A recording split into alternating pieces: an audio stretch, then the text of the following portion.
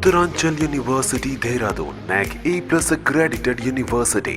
నమస్తే, welcome to మనం TV. మనం ఉన్నది మన కోసం. నేను వలి. ప్రస్తుతం నాతో పాటు స్టూడియోలో ఉన్నారు senior political analyst Chandu Srinivas గారు. వారితో మాట్లాడదాం. చందు గారు నమస్తే సార్. నమస్కారం వలి గారు. చందు గారు, హరిరామ జోగయ్య గారు ఒక లెటర్ రాశారు పవన్ కళ్యాణ్ గారికి. అంటే రాష్ట్రంలో 25% ఉన్నటువంటి కాపులు కావచ్చు, తూర్పు కాపులు, బలిజ, సో ఇలాంటి వాళ్ళందరికీ కూడా రాజ్యాధికారం కావాల్సినటువంటి అవసరం ఉంది. అది తెలియజేస్తూనే ఎక్కడైతే బలంగా ఉన్నటువంటి ఆర్థికంగా, తర్వాత ప్రజల్లో పేరున్న నాయకులు కొంతమంది ఉన్నారు, వాళ్ళని గుర్తించండి, వాళ్ళ పేర్లు నియోజకవర్గాలతో సహా మళ్ళీ ఒకసారి లెటర్ రాశారు. జనసేన తరఫు నుంచి ఖచ్చితంగా పోటీ చేయించాల్సిందిగా ఆయన ఆ లెటర్లో కోరారు. మరోవైపు ప్యారలల్గా సార్, కాపు జేఏసీ విజయవాడలో ఒక మీటింగ్ పెట్టుకుంటుంది. ఇన్ని సంవత్సరాలుగా రాజ్యాధికారం లేదు మనకి, మన హక్కుల కోసం మనం పోరాడాల్సిన సమయం వచ్చిందని చెప్పి ఒక మీటింగ్ కూడా జరుగుతోంది. సో ఈ పరిణామాలన్నీ ఏ విధంగా చూడాల్సిన అవసరం కనిపిస్తుంది, ఎట్లా ఉండబోతుంది? డెఫినెట్గా అంటే కాపుల్లో మొదటిసారిగా ఇంత చైతన్యం ఎప్పుడు లేని విధంగా వచ్చింది. అది ఒకప్పుడు చిరంజీవి గారి ద్వారా కావచ్చు, ఆ తర్వాత పవన్ కళ్యాణ్ గారి ద్వారా ఆయన 10 సంవత్సరాలు రాజకీయంగా ప్రజల కోసం ఉన్న తీరు. ఎందుకంటే వాళ్ళ హక్కుల పోరాటంలో ఎవరైనా, మీరైనా, నేనైనా పోరాటంలో తప్పులేదు. రాష్ట్ర విభజన తర్వాత కాపులు 25% ఉన్నారు ఆంధ్రప్రదేశ్లో. 2 అగ్రవర్ణాలే పరిపాలిస్తూ ఉన్నాయి.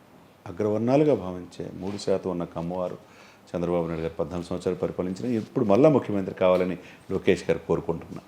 3% వాళ్ళ జనాభాలో ఉండేది. ఇకపోతే 8% ఉన్న రెడ్లు జగన్మోహన్ రెడ్డి గారు చూడండి, హైరార్కీ పైనుంచి కింద స్థాయి సలహాదారులు పెట్టుకుంటే 280 మంది సలహాదారులు పెట్టుకుంటే 120 మంది రెడ్లే ఉంటారు. ఒక సజ్జల గారికి 140 కోట్లు ఇస్తారు వేతనం. అంటే ఇక ఆఫీసర్స్ విషయంలో కావచ్చు అంతా వాళ్ళే ఉంటారు. అంటే 8+3 పోతే రాష్ట్ర జనాభాలో 89% సప్రెస్డ్ గ్రూప్స్ ఉన్నారు. అంటే అనగదొక్కబడుతున్న కులాలు. దాంట్లో 25% కాపులు ఉన్నారు. మరి కాపులకు రాజ్యాధికారం అవసరం లేదా? ఆ రోజు ఒక సోషల్ క్వేషన్స్లో భాగంగా 100 సీట్లు జనరల్ సీట్లు కూడా తుపాకుల మునియమ్మ అనే ఒక మత్స్యకార కుటుంబాన్ని కావాలి పోటీ చేయించారు 100 స్థానాల్లో. అటువంటి ఈక్వేషన్స్లో చిరంజీవి ముందుకు వచ్చాడు. 18 సీట్లు, 17% ఓటు బ్యాంకు. ఆ తర్వాత ఆయన్ని రాజకీయంగా ముందుకు కొంతమంది కోర్టులు చేరి ఎదగనిలా. కాంగ్రెస్లో సెంట్రల్ మినిస్టర్ అయ్యాడు. నాకు రాజకీయాలు పనికిరావు, నా తమ్ముడైతే కరెక్ట్గా సూట్ అవుతాడు, ఏ రోజుకైనా ముఖ్యమంత్రి అవుతాడని ఆయన వదిలేశాడు. ఇప్పుడు పవన్ కళ్యాణ్ 10 సంవత్సరాల నుంచి పార్టీ పెట్టాడు.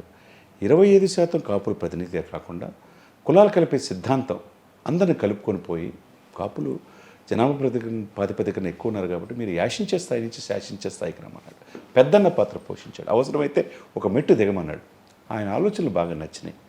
కాబట్టి ఇక్కడ మీరు అన్నట్టు ఒకటి జోగి గారు లెటర్ చేయటంలో, రాయటంలో అంతర్యం ఉంది. 41 మంది ఎమ్మెల్యేలని గెలిచే సీట్లు పక్కగా. ఉభయ గోదావరి జిల్లాలో 34 స్థానాల్లో ఒక్క సీటు కూడా జగన్మోహన్ రెడ్డి గారికి రానినని చెప్పి సవాల్ విసిరాడు ఆయన. మీరు కూడా తెలుసు వరాహి. ఆ దిశగా వెళ్ళాలంటే 34 స్థానాల్లో 90% ఉన్న కాపులు ఉభయ గోదావరి జిల్లాలో ఈ పొత్తుల్లో ఎక్కువ సీట్లు తీసుకోవాల్సిందే. దాంట్లో భాగంగా ఉభయ గోదావరి జిల్లాలో వెస్ట్ గోదావరిలో 6, ఈస్ట్ గోదావరి 7 సీట్లు, 13 సీట్లు జనసేన కంపల్సరీగా కాపులకి ఇవ్వాల్సిందని చెప్పాడు. అంటే ఎక్కువ సీట్లు సాధించుకునే క్రమంలో కొంత తెలుగుదేశం పార్టీ మీద ఒత్తిడి తీసుకొచ్చే ప్రక్రియ ఇలాంటి మీటింగ్లు, జేఏసీ మీటింగ్ తప్పే ఉందండి. ఒత్తిడి తీసుకురావాల్సిందే. ఒకవైపు జోయ్ గారు తను పోరాడుతున్నాడు, రెండోది కాపులు చిరకాల కోరిక రాజ్యాధికారం రావాలని చెప్పేసి కాపు జేఏసీ జాగృతి, కాపు జాగృతిని చందు జనార్దన్ గారు సీనియర్ జర్నలిస్ట్ ఆయన ఆధ్వర్యంలో తమిళనాడు చీఫ్ సెక్రటరీగా చేసిన రామ్మోహన్ రావు గారు, అదేవిధంగా మంగబాబు గారు జిఎస్టీ కమిషనర్ చేసిన ఆయన, ఐఆర్ఎస్ ఆఫీసరు, అటువంటి అనేక మంది పార్టీలకు అతీతంగా కలిసి ఒక ఆహ్వాన కమిటీగా ఏర్పడి ఒక జేఏసీ ఫామ్, మీకు తెలుసు తెలంగాణలో నిధుల నియామకుల కోసం జేఏసీ ఫామ్ అయ్యి కోదండరాం విఠల్ గారు లాంటి వాళ్ళ వల్ల పోరాడితే తెలంగాణ వచ్చింది. అక్కడ జేఏసీ ఫామ్ ఒకటి ఒక శుభసూచిగా మనం పరిగణించాలి. మిగతా ఎస్సీ ఎస్టీ బీసీ వర్గాలతో కలిపి కాపులు కలిపి పెద్దన్న పాత్ర పోషిస్తూ రాజ్యాధికారం రావాలనేది వాళ్ళ చిరకాల కోరిక, తప్పేం కాదే. దాంట్లో ఫస్ట్ ఫోటో చిరంజీవి గారి ఫోటో పెట్టారు. తర్వాత చూడండి, తర్వాత ముద్రగడది పెట్టారు, జోయి గారిది పెట్టారు, పవన్ కళ్యాణ్ గారిది పెట్టారు, ఉమ్మారెడ్డి గారిది కూడా పెట్టారు. వైసీపీ పార్టీ ఆయన కూడా సెంట్రల్ మినిస్టర్గా చేశాడు. అంటే పార్టీలకు అతీతంగా టీడీపీ, జనసేన, వైసీపీలో ఉన్న నాయకులు అందరినీ కూడా ఇన్వైట్ చేశారు. అల్టిమేట్గా ఏమేంటి, వైసీపీ వాళ్ళు రారు కదా, ఉమ్మారెడ్డి గారు వచ్చారో లేదో పక్కన పెట్టండి, ఆహ్వానించారు తప్పు లేకుండా. అంటే ఎన్నాళ్ళు మీరు యాశించే స్థాయి కాదు శాసించే స్థాయికి రమ్మన్నారు. ఆ దిశగా ఒక పరిణామం ఒకటి ఎవరున్నారు, ఏ పార్టీ ఉంది, అధికారంలో రావాలంటే రాజ్యాధికారం అంటే ఎవరున్నారు చెప్పండి? వాళ్ళ తరపున ప్రతినిధి కావచ్చు, వాళ్ళ నాయకుడు కావచ్చు, ఎవరున్నారు చెప్పండి? ఇప్పుడున్న పార్టీలో పవన్ కళ్యాణే కదా. రాజ్యాధికారం అంటే పవన్ కళ్యాణ్ ద్వారా కావాలి అంటే ఆ విధంగా వాళ్ళ పోరాటంలో తప్పు లేదు. ఒకవైపు మీరు అన్నట్టు 41 సీట్లు కూడా జిల్లాల వైజు ప్రకటించారండి. అవును, అది కూడా సమర్థులు. కానీ గత కొన్ని రోజులుగా వార్తలు చూస్తున్నాం 35 స్థానాలు 38 స్థానాలు అని చెప్పి వస్తూ ఉన్నాయి.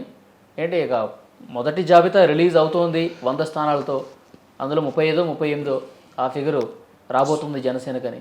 జోయ్ గారు మొదటి నుంచి 60-70 సీట్లు కావాలన్నారండి. కాపులకి 40 సీట్లు కావాలి, మిగతా 20 సీట్లు ఎస్సీ ఎస్టీ బీసీలు కూడా ఇవ్వాలి. 60 నుంచి 65 స్థానాలు ఇవ్వమని మొదటి నుంచి కోరుకున్న ఏకైక వ్యక్తి జోయ్ గారు. ఆ తర్వాత కాపుల్లో ఎవరికి ఇవ్వాలని లిస్ట్ రిలీజ్ చేశాడు. ఇంకొక 20 మంది ఎస్సీ ఎస్టీ బీసీ మైనార్టీలకి ఇవాళ సాయంత్రం రిలీజ్ చేస్తున్నారంట లెటర్. ఆ 40 సీట్లు కూడా చూడండి, ఇక్కడ ఏంటంటే 25% ఉన్న ఆర్థికంగా బలంగా ఉన్న వాళ్ళు కాపుల్లో కూడా ఉన్నారు.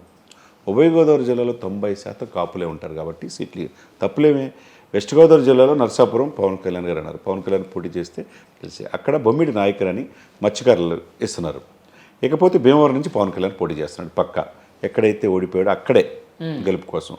తర్వాత తాడేపల్లిగూడెం పొలిశెట్టి శ్రీనివాసు, నిడదవోలు చేగొండ సూర్యప్రకాష్, ఉంగుటూరు పొప్పాల శ్రీనివాసు, ఏలూరు రెడ్డి అప్పలనాయుడు తూర్పు కాపు.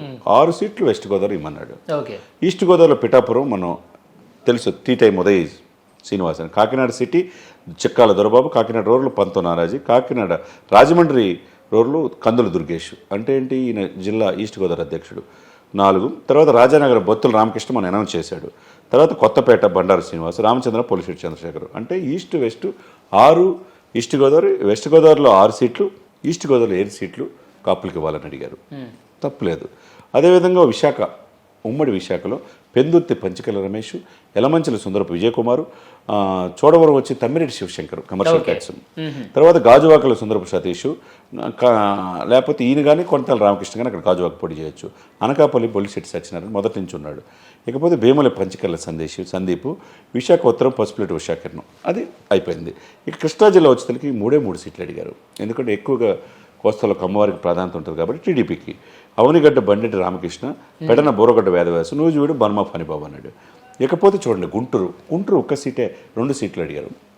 ఒకటి గుంటూరు వెస్ట్ చైతన్యవంతమైంది. అంతకుముందు ఎక్సెల్ మినిస్టర్ అరుణ్ గారు పోటీ చేశారు. కాపులు ఎక్కువగా ఉంటారు కాబట్టి తులసి ధర్మచరణ్ అనే వ్యక్తికి యువ పారిశ్రామికవేత్త, ఆయనతో పాటు 4 సీట్లు ఎమ్మెల్యేలు వచ్చినా కానీ ఆర్థికంగా సహాయం చేయగలిగిన వ్యక్తి ఆయనకి. తర్వాత దర్శి మద్దిశెట్టి వేణుగోపాల్ అక్కడ ఉన్న ఎమ్మెల్యే, వైసీపీ ఎమ్మెల్యే, ఆయన జనసేన వైపు చూస్తున్నాడు. ఇకపోతే గిద్దలూరు ఆమంచి స్వాములు, ప్రకాశం నుంచి 2 సీట్లు అడిగారు. గుంటూరు నుంచి 1 అడిగారు కాపులకి. తప్పులేదు కదా. అదేవిధంగా కావలి మువ్వల రవీంద్ర అని చెప్పేసి. ఇకపోతే రాయలసీమ జిల్లాల్లో ఎక్కువగా బలిజులు ఉంటారు. మదనపల్లి రామ ఆంజనేయులు కావచ్చు, చిత్తూరు డీకే చైతన్య, ఆదికేశ్వర నాయుడు గారు మనవరాలు. తిరుపతి నుంచి అనకాపల్లి ఎంపీగా పోటీ చేస్తారంటున్నారు. లేకపోతే భీమవరంతో పాటు పవన్ కళ్యాణ్ గారు 2వ సీటు తిరుపతి నుంచి అంటున్నారు. నాగబాబు కాదు తిరుపతి. నంద్యాల శెట్టి విజయకుమార్, గొంతకల్లు మణికట్ట, రాజంపేట ఎంఈరావు ఆర్టీసీ ఎగ్జిక్యూటివ్ డైరెక్టర్ మనం కూడా చేసాం. Anantapur TC Varun, Puttaparthi Shivashankar, blue moons విద్యా సంస్థలు, తంబల్లపల్లి కొండా సురేందర్. 9 సీట్లు రాయలసీమ. తప్పేం కాదు, 55 సీట్లు 9 కదా అడిగింది. ఇకపోతే శ్రీకాకుళం, విజయనగరం, విశాఖపట్నం హెచ్చెర్ల సురేష్ బాబు, నెల్లిమర్ల లోకమాధవ్, విజయనగరం గుర్రాల అయ్యలు, పలాస యశస్విని, గజపతి నగరం పడాలరుణ. ఈ 5 సీట్లు తప్పులేదు. ఇకపోతే పార్లమెంట్ స్థానాలు చూడండి. అంటే అసెంబ్లీ 41 సీట్లు కాపులు గెలిచి ఆర్థికంగా అంగబలంగా ప్రజల్లో ఉన్నారన్నారు. నరసాపురం మల్లినేటి తిరుమలరావు, నరసాపురం ఒకవైపు రఘురామకృష్ణరావు కావాలంటున్నారు. అదేవిధంగా ఒకప్పుడు నరసాపురం ఎంపీగా పోటీ చేశాడు జోగయ్య గారు. ఆ తర్వాత ఆయన శిష్యుడు కొత్తపల్లి సుబ్బరాయుడు పోటీ చేశాడు. అంటే కాపులు ఎక్కువగా ఉన్న సీట్లు ఎంపీ మల్లినేటి తిరుమలరావు ఇస్తే డెఫినెట్గా గెలిచింది అన్నాడు. అదేవిధంగా కాకినాడ సానా సతీష్ యువ పారిశ్రామికవేత్త, డెఫినెట్ సీటు గెలిచే అవకాశం. మచిలీపట్నం బాలశౌరి, ఆయన వైసీపీలో ఎంపీ, ఇప్పుడు ఇక్కడ చేరాడు. మచిలీపట్నం నుంచి ఆయన పోటీ చేస్తాడు. ఆయన పోటీ చేయడంలో మిగతా ఆయన కింద ఉన్న 4-5 ఎమ్మెల్యేలు కూడా వస్తాయి. ఇకపోతే అనకాపల్లి కొనిదెల నాగబాబు, లేకపోతే పొలిశెట్టి సత్య గారు. ఇకపోతే రాజంపేట ఎంఈరావు, ఆయన ఎమ్మెల్యే కావచ్చు, ఎంపీ కావచ్చు, ఆయన ఏదైనా కానీ చేయగలరు. ఇకపోతే గేదెల శ్రీనుబాబు విజయనగరం, ఈయన తూర్పు కాపు సామాజిక చెందిన వ్యక్తి, యువ పారిశ్రామికవేత్త, కొన్ని వేల మందికి ఉద్యోగాలు ఇచ్చిన వ్యక్తి. ఉత్తరాంధ్ర అస్థిరత, ఉత్తరాంధ్ర నుంచి వలసలు పోతున్నారు కోసం అలా పోరాడే వ్యక్తి. విజయనగరం నుంచి టీడీపీ వాళ్ళు కూడా ఈయన అడుగుతున్నారు. ఈయన విశాఖపట్నం కానీ విజయనగరం కానీ ఏదైనా పోటీ చేసి గెలిచే అవకాశం గేదెల శ్రీనుబాబు ఉంది. అట్లా గౌరవంగా అడగటం తప్పు కాదు కదా సార్. ఇప్పుడు 25% ఉన్నారు కాపులు. వాళ్ళు ఒకప్పుడు అనేక మంది నాయకులు 40 స్థానాలు అంటే ఇప్పుడు 35, 38 అని చెప్పి బయటకు అయితే వస్తుంది నెంబరు. కానీ 41 అంటే ఇది ఆశించదగ్గ విషయమే. అంతే కదండి. ఇప్పుడు అంటే వాళ్ళకి తరతరాల నుంచి వీళ్ళు కొంతమంది పల్లకీలు మోస్తున్నారు, ఇప్పుడు పల్లకీలు ఎక్కే అవకాశం వచ్చింది, ఇది this is the right time అని ఆయన అడుగుతున్నాడు జోయ్ గారు. అది తప్పు లేదు కదా. అదే విధంగా అదే సమయంలో కాపు జేఏసీగా ఈ రోజు విజయవాడలో జరిగే 5,000 మందితో సభ కూడా ఇన్నాళ్ళ నుంచి ఒకే ఒక లేయర్ పద్దాకులు మనం ఇది కాదు మనకి రిజర్వేషన్స్. ఇవాళ రేపట్లో 100 పేర్లతో జాబితా వస్తుంది టీడీపీ జనసేనకు సంబంధించి అంటున్నారు. చూడాలి మరి అది ప్రిపేర్ అయిపోయింది అంటారా ఆల్రెడీ? అవుతుంది, డిస్కషన్ జరుగుతుంది. ఒకవైపు బీజేపీ కూడా కలిసింది కాబట్టి తొందరగా అవ్వాలి. ఓట్లు గౌరవప్రదంగా ఉండాలి సార్ జనసేనకి. ఓటు పోలరేషన్ కావాలి, ఎట్టి పరిస్థితుల్లో తగ్గకూడదు. 40 నుంచి 50 ఉండాలి. అదే సమయంలో ఎంపీలు 6 ఎంపీలు ఇవ్వాలి. అప్పుడే దీంతో పాటు పవర్ షేరింగ్ కూడా సీఎం పదవి పవన్ కళ్యాణ్ కూడా ఉందనేది ప్రజల్లోకి వెళ్ళగలిగితే డెఫినెట్గా ఈ కూటమి విజయవంతం మోగించే అవకాశం స్పష్టం. చూద్దాం sir. Thank you very much. Thank you అండి.